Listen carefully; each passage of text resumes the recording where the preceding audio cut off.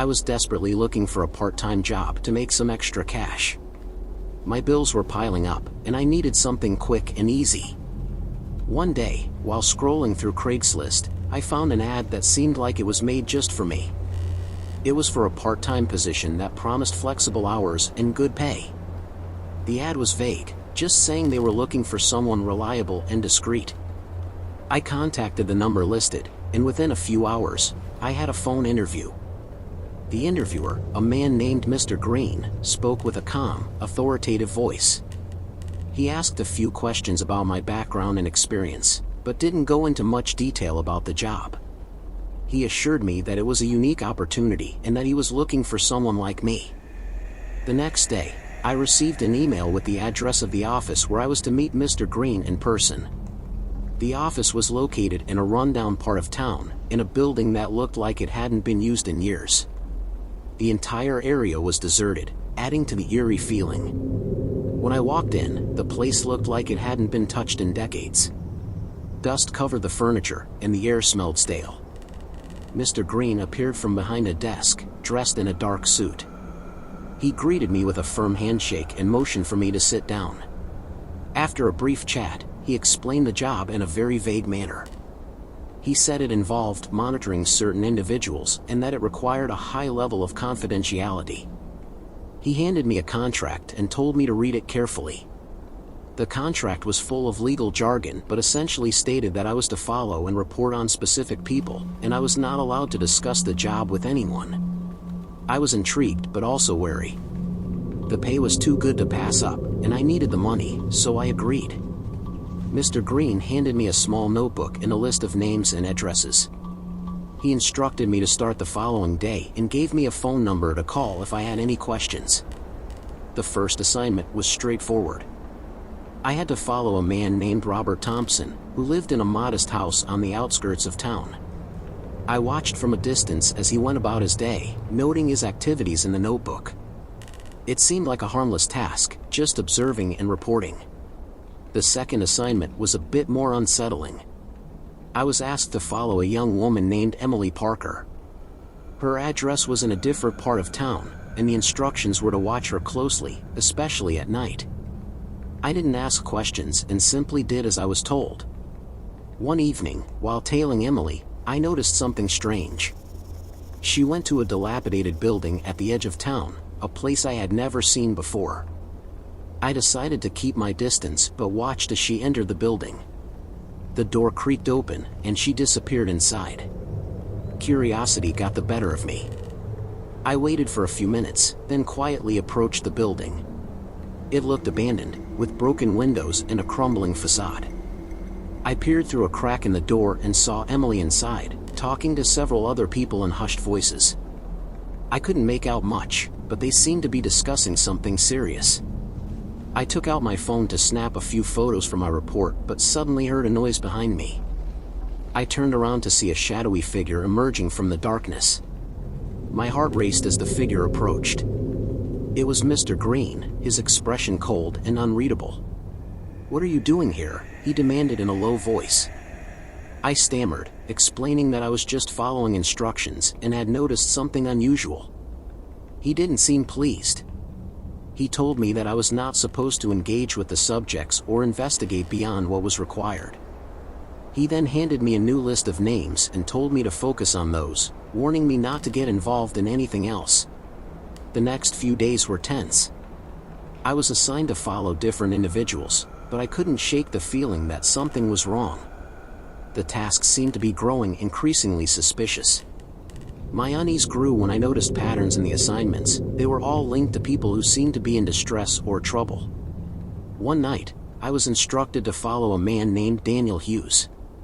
His movements led me to an abandoned warehouse.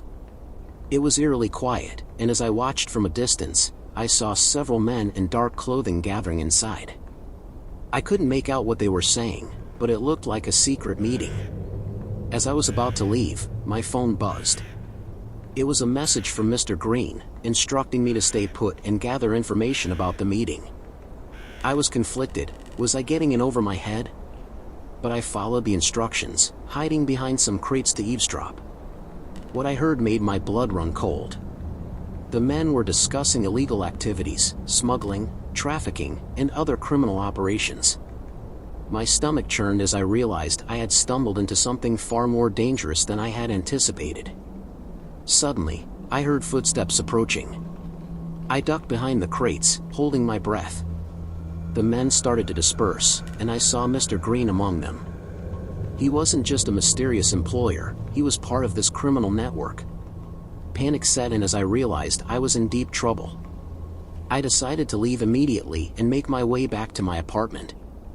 I was terrified and needed to figure out what to do. I knew I couldn't go to the police, Mr. Green would find out, and I wasn't sure who to trust. I decided to gather all the evidence I had collected and report it anonymously. The next day, I quit the job and left the area. I never heard from Mr. Green again, and I hoped he wouldn't come looking for me. The experience left me shaken and wary. I had unwittingly become entangled in a criminal web, and I was fortunate to escape without further incident. Looking back, I'm relieved I got out when I did. The memory of those shadowy meetings and the cold, calculating presence of Mr. Green still haunt me. It's a reminder that sometimes, what seems like a simple job can lead to the darkest of secrets.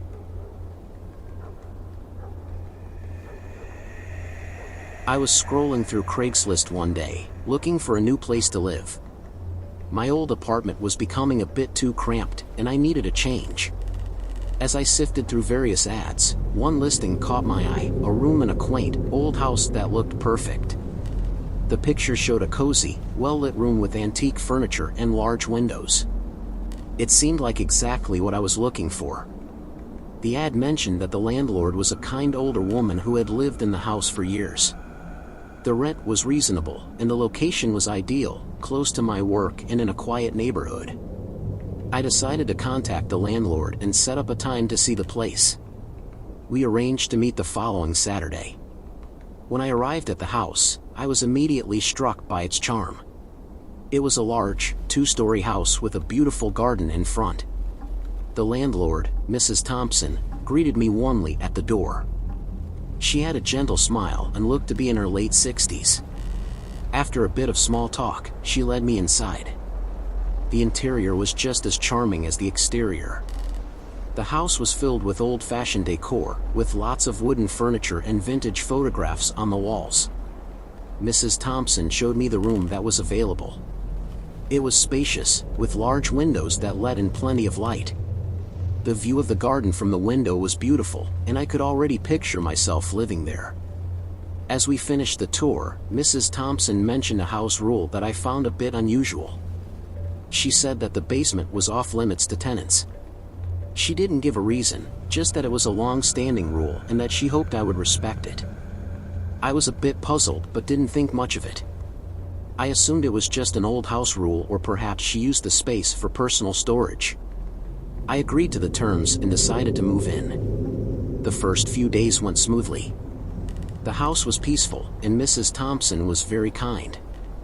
We would occasionally chat, and she often invited me for tea, which I politely declined, preferring to keep to myself. One night, after a few weeks of settling in, I couldn't sleep. I had been reading a book in my room and heard some strange noises coming from the basement. It was a faint scratching sound, and it made me curious. I tried to ignore it, but the noise persisted. Eventually, my curiosity got the better of me. I decided to see what was making the noise. I quietly made my way down the stairs to the basement. The door to the basement was old and heavy, but it wasn't locked. I slowly pushed it open and descended the creaky wooden steps. The basement was dimly lit by a single bulb hanging from the ceiling. I could barely see, but I made out some old furniture and boxes scattered around. The scratching noise was louder now, coming from behind a stack of boxes. I cautiously moved them aside and found a hidden door. It was partially hidden behind some old furniture and had a small, rusty handle. My heart raced as I reached for the handle and pulled the door open. Behind it was a small, hidden room. The room was dusty and filled with cobwebs. It was empty except for a few old crates and some strange markings on the walls. The markings looked like symbols or letters I didn't recognize. They were drawn in red chalk and had an eerie, unsettling appearance. I felt a chill run down my spine. The room had an unsettling atmosphere, and I couldn't shake the feeling that something was terribly wrong. Suddenly, I heard footsteps coming from upstairs. My heart raced as I realized Mrs. Thompson might be coming down to check on me. I quickly closed the hidden door, shoved the boxes back into place, and hurried back upstairs. I tried to act normal when I saw Mrs. Thompson, but I could tell she was watching me closely. I made an excuse about needing to go to bed early and went to my room. Over the next few days, I was consumed with thoughts of that hidden room. I tried to do some research online about the symbols I had seen, but I couldn't find anything that matched them. I grew increasingly uneasy, and I started to notice more strange occurrences around the house, flickering lights, cold spots, and strange noises at night. One morning, I woke up to find that Mrs. Thompson was nowhere to be seen.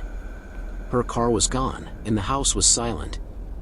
I waited for her to return, but she didn't come back for days.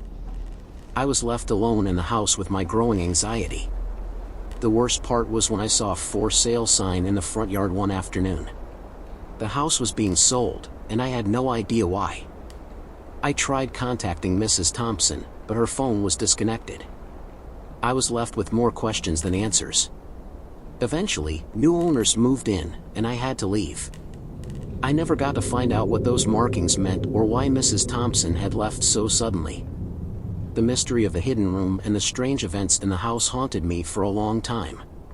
Even now, whenever I think about that place, I can't help but wonder what secrets it held and why it was all kept so hidden.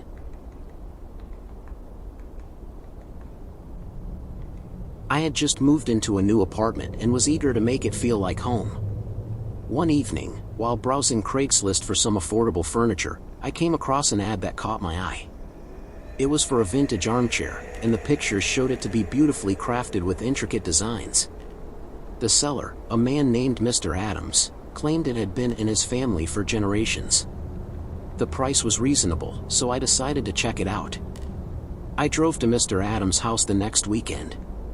It was a modest but well-kept home in a quiet neighborhood. Mr. Adams greeted me at the door and led me inside.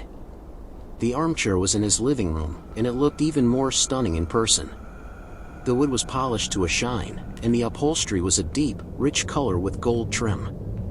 I was impressed and decided to buy it on the spot. He gave me a brief history of the chair, mentioning that it had belonged to his great-grandparents.